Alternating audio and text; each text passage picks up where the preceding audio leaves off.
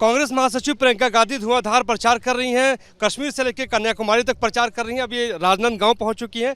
हम देख रहे हैं कि लगातार आप जो हैं ना कश्मीर गई हूँ ना कन्याकुमारी, लेकिन नहीं, आप बहुत तो गई हैं, खासतौर पे केरल गई थी आप। केरल गई। केरल आप गई, तो सवाल ये है हमारी तो टाइम ना जी जी, लेकिन सवाल मैम ये है कि हम देख रहे हैं कि लगातार मैनिफेस्टो की आप बात कर रही हैं। आप मैनिफेस्टो में कह रही हैं कि महिलाओं के खाते में 1 लाख रुपए जाएगा। आप ये कह रही हैं कि 30 लाख नौकरी जाएगी, लेकिन भारतीय जनता पार्टी कह रही है कि नहीं, सच्चाई नहीं है। क्या कहेंगे उनको? इसका प्रमाण है, जहाँ जहाँ हमने गारंटी दी है उन प्रदेशों में हम कर रहे हैं। आप कर्नाटका की महिलाओं से पूछिए, आप तेलंगाना की महिलाओं से पूछिए, हिमाचल में भी शुरू हो गया है। जहाँ जहाँ हमने कहा है कि हम कुछ करेंगे, हम करके दिखा रहे हैं।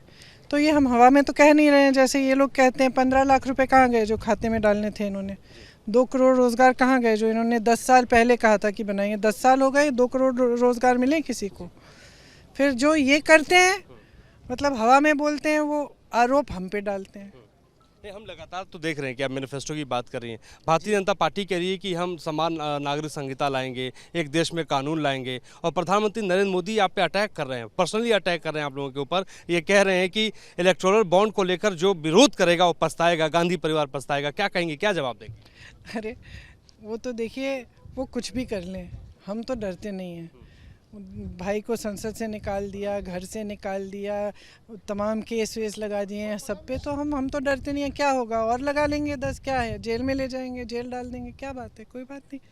तो हम सबसे पहले तो मैं कहना चाहती हूँ कि कुछ भी कर लें, हम ना डरेंगे ना पीछे हटेंगे। रही इलेक्टोरल बॉन्ड्स की बात, अब इलेक्टोरल बॉन्ड्स की स्कीम लाया कौन? मोदी जी लाए। हाँ, स्कीम क्या थी? स्कीम ये थी कि जो भी चंदा दे रहा है किसी भी राजनीतिक दल को, उसका नाम गुप्त रहना चाहिए। यही स्कीम थी, है कि नहीं? फिर सुप्रीम कोर्ट ने कहा कि ये गलत स्कीम है, कि जो चंदा दे रहा है उसका नाम बाहर आना चाहिए, ये पारदर्शी होनी चाहिए स्कीम को रद्द कर दो और सूची निकालो।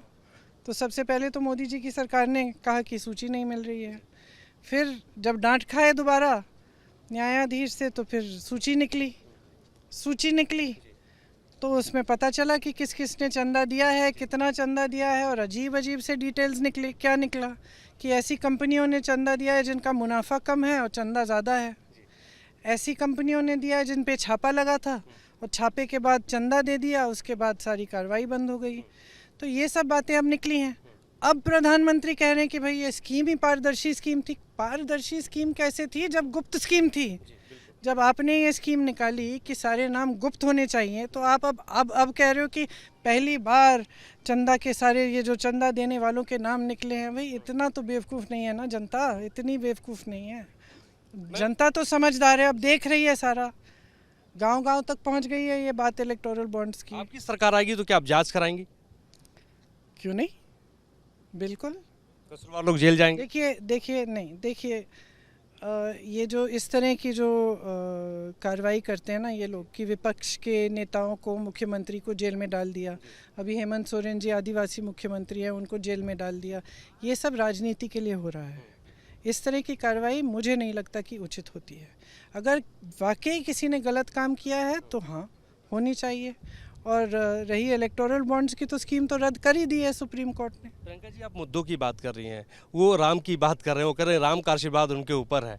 और कांग्रेस खासतौर पे अगर बात करें तो आप लोग भी कह रहे हैं कि हाँ हम शिव भक्त हैं, राहुल जी कह रहे हैं कि वो शिव भक्त हैं। तो आप लोग कैसे जवाब देंगी राम की जो बात लगातार वो कह रहे हैं? देखिए, इसका एक ही जवाब है, भगवान राम का पूरा जो जीवन था, जो लक्ष्य था, जो संदेश है, वह यही है कि सत्य के पथ पर चलो। और यही हमारे देश की पुरानी परंपरा है, यही हिंदू धर्म की परंपरा है।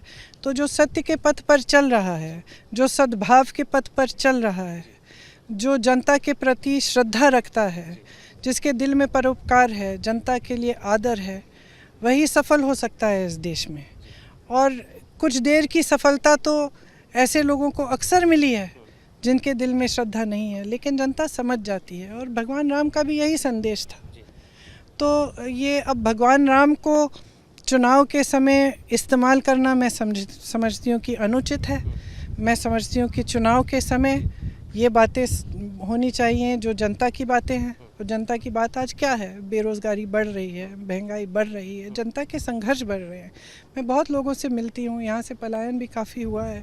और बहुत लोगों से मिलती हूँ और वो यही कहते हैं कि देखिए हम मेहनत कर रहे हैं, बीवी मेहनत कर रही है, बच्चा बड़ा हो गया, उसको रोज़गार नहीं मिल रहा है, फिर भी कहीं ना कहीं जुगाड़ करके दिहाड़ी कर लेता है। सब मेहनत कर रहे हैं लेकिन मेहनत पूरी नहीं हो रही है, महंगाई बहुत बढ़ चुकी है। तो आज तो मेरे ख्याल से चुनाव के समय अगर हम जिम्मेदार न बने, हम नेता हैं, हम बड़े बड़े राजनीतिक दलों के नेता हैं, हम खुद जिम्मेदार न बने और हम जनता के प्रति अपनी श्रद्धा इस तरह से दिखाएं ना कि हम जनता के मुद्दों पे ही इस चुनाव को लड़वाएं।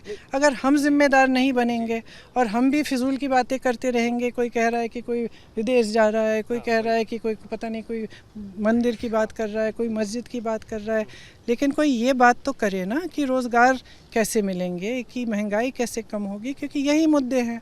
तो लोकतंत्र में आमतौर से जो जनता के मुद्दे हैं उन्हीं पर चुनाव लड़े जाने चाहिए और मेरी तो यही आशा है कि ये चुनाव इसी आपने बड़ी बात की कि जनता के मुद्दों पे चुनाव लड़ा जाना चाहिए, लेकिन वो ये सनातन विरोधी आपको कह रहे हैं, उसका क्या जवाब देंगे आप?